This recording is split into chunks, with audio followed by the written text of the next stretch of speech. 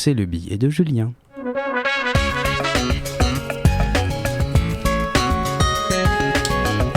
Alors, Julien, dis-nous tout. Non, surtout, ne paniquez pas. C'est par ces mots rassurants que la remplaçante de mon médecin traitant m'a tendu samedi après-midi la lettre qu'elle avait rédigée pour les urgences. Non, surtout ne paniquez pas, car devant l'énigme médicale que je représentais depuis maintenant 6 jours, et au vu des derniers symptômes apparus, elle avait émis l'hypothèse d'une méningite virale. Non, surtout ne paniquez pas. Mais par contre, si vous toussez, mettez vraiment bien votre main devant votre bouche, hein. Une méningite, ça me disait vaguement quelque chose. Un truc pas très joyeux de mémoire, voire mortel dans certains cas. Mais moi, c'est pas ça qui me faisait paniquer. Non, ma hantise, c'était d'aller aux urgences.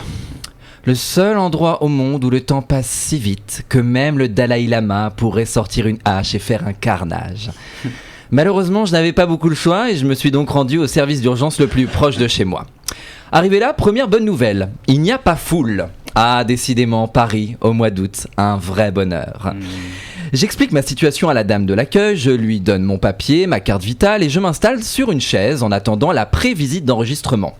Rapidement, l'angoisse monte. Monsieur Impatience est déjà dans tous ses états. Et pourtant, je vais bientôt découvrir quelque chose d'incroyable.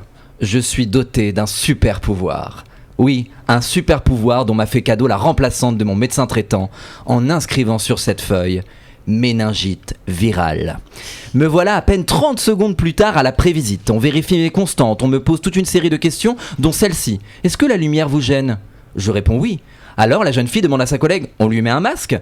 Qui répond « oui, on lui met un masque ». Mais qu'elles sont mignonnes, me dis-je, elles vont même me mettre un masque pour les yeux comme dans les avions. Débile et fiévreux que je suis, puisqu'elle parlait bien sûr d'un masque de protection respiratoire qu'il faut, comme elle me l'indique, ne surtout pas enlever, hein.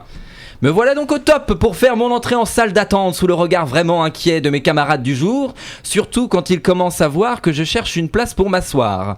J'ai l'impression d'être l'incarnation humaine d'un virus. J'entends résonner si fort les « oh non, pas à côté de moi, pitié s'il vous plaît, je suis déjà assez mal comme ça, mais faites qu'ils ne soient pas ici ». Leur panique est palpable. Je m'assois donc loin de tous. Non, surtout, ne paniquez pas. Et c'est parti pour l'attente made in urgence. Alors ça s'observe, ça regarde vers la porte d'entrée des urgences, ça scrute sa montre, ça essaye d'évaluer quelle urgence a l'air la plus urgente pour savoir qui risque d'être le prochain à passer. Et en tout cas, en face de moi, je peux vous le dire, je vous jure, c'est la cour des miracles. Pourtant, après 15 minutes d'attente, quand la porte s'ouvre, c'est bien mon nom qui est appelé en premier. Non, surtout, ne paniquez pas. J'arrive dans mon box privé, le numéro 4, je me dis « hey, trop la classe, un box privé !» Ouais, tellement la classe d'ailleurs qu'on personnalise ma porte avec une affiche indiquant « isolement respiratoire, ne pas entrer sans masque ». Sans oublier de me rappeler qu'il faut absolument garder votre masque pour la sécurité du personnel, hein. Non, surtout, ne paniquez pas. 2 heures plus tard, après divers examens et prélèvements, un médecin entre dans mon box. Il me demande de confirmer mon identité, s'approche de moi, puis retire délicatement mon masque, comme pour me signifier la bonne nouvelle en utilisant les actes plutôt que les mots.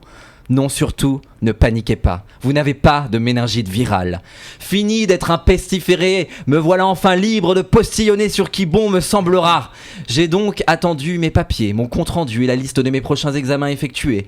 J'ai rassemblé mes affaires, jeté ma chemise bleue de patient et dit adieu à Pépette, ma potence d'hôpital si serviable pour m'aider à marcher dans les couloirs. Oui, j'avais décidé de lui donner un petit nom pour rendre le moment un peu moins pénible et plus humain. Au revoir, Pépette. Puis, j'ai regardé mon masque, abandonné sur le lit. J'ai pensé à ce qu'il symbolisait, le diagnostic qu'il avait amené là et qui m'avait permis d'avoir le super pouvoir de griller tout le monde aux urgences sans pour autant être à l'article de la mort. C'est moche de perdre un super pouvoir aussi vite. Et puis soudain, tout s'est éclairé. Je l'ai pris avec moi. Je lui ai même trouvé un copain tout neuf dans une boîte juste à côté. Je les ai mis tous les deux dans ma poche. Je suis sorti pour prendre le métro. J'ai vu du monde sur le quai. J'ai vu du monde dans le métro. Alors je me suis retourné. J'ai discrètement enfilé mon masque et je suis monté dans le métro. Et c'est là que j'ai découvert mon nouveau super pouvoir.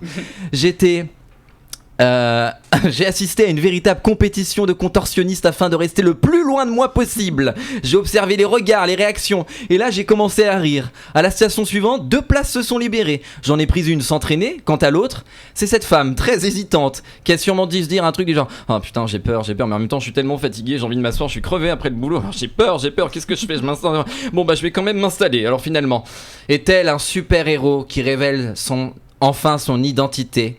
Je l'ai regardé. J'ai enlevé mon masque en riant devant elle, comme pour lui expliquer ma supercherie.